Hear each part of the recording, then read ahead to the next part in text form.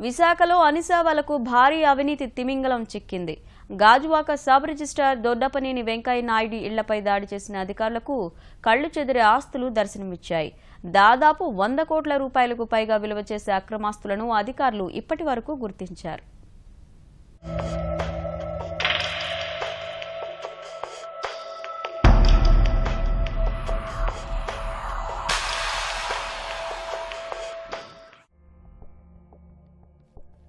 అడ్డగోలుగా అందినకాడికి దోచేసే ఓ అవినీతి అధికారి అక్రమాస్తుల చిట్టా 100 కోట్లు దాటింది. విశాఖ గాజువాకలోని సబ్ రిజిస్ట్రార్ దొడ్డపనేని వెంకయ్య నాయుడిపై ఆదాయానికి మించిన ఆస్తుల కేసు నమోదైంది. ఈయన ఇళ్లపై ఏకకాలంలో అధికారులు సోదాలు నిర్వహించారు. విశాఖ, చిత్తూరు జిల్లాల్లో జరిపిన సోదాల్లో వెలుగు చూసిన వెంకయ్య నాయుడు ఆస్తులు చూసి అనిసా అధికారులే విస్తుపోయారు. విశాఖలోని నివాసంలో భారీగా ఆస్తులకు సంబంధించిన పత్రాలు, బంగారం, నగదును అధికారులు గుర్తించారు.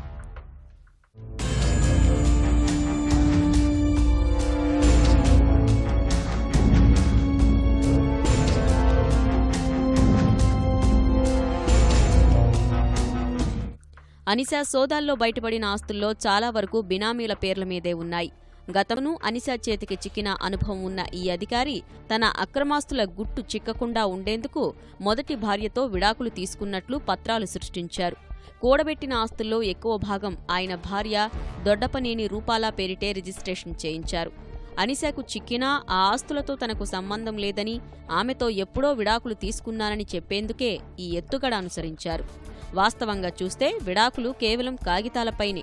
మొదటి భార్య, రెండో భార్య ఇద్దరూ కలిసి ఒకే ఇంట్లో కాపురం సాగిస్తున్నారు. మొదటి భార్యకు సంబంధించి ఒక్క విశాఖలోనే 14 ప్లాట్లను గుర్తించారు. నరవలో 1130 చదరపు గజాల విస్తీర్ణంలో 2 ప్లాట్లు, 1960 చదరపు గజాల విస్తీర్ణంలో మరో 2 ప్లాట్లు ఉన్నాయి. వీటి మార్కెట్ విలువ కోట్లల్లో ఉండవచ్చని అధికారులు అంచనా వేస్తున్నారు. నరవలోనే మరో 4 ఎకరాల వాణిజ్య భూమి ఉంది. వెంకయ్య నాయుడు నివాసం ఉంటున్న ప్లాటు విలువ 54 లక్షలు ఉంటుందని అంచనా. అందులో 20 లక్షలు ఖర్చు చేసి గృహాలంకరణ చేయించారు. ఈ ఇంట్లోని స్నానపు గది ఒక చిన్నపాటి ఇల్లును తలపిస్తోంది.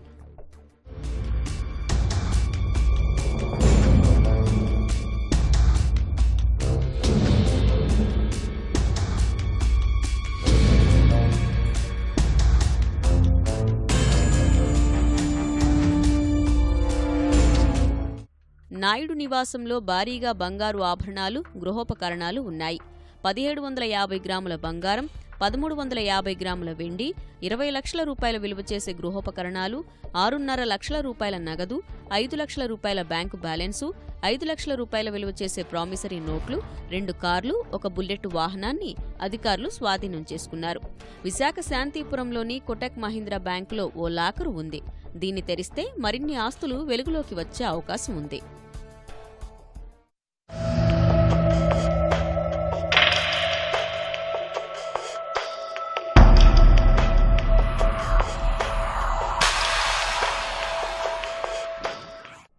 కాపులుప్పాడ, గాజువాకలోనూ నాయుడికి స్థిరాస్తులు ఉన్నాయి.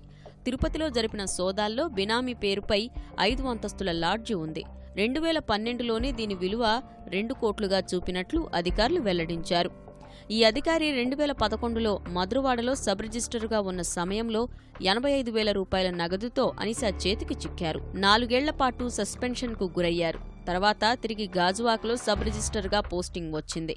అప్పటి నుంచి ఇంకా ఎక్కువ అవినీతి సొమ్ము కూడబెట్టినట్లు అధికారులు చెప్పారు.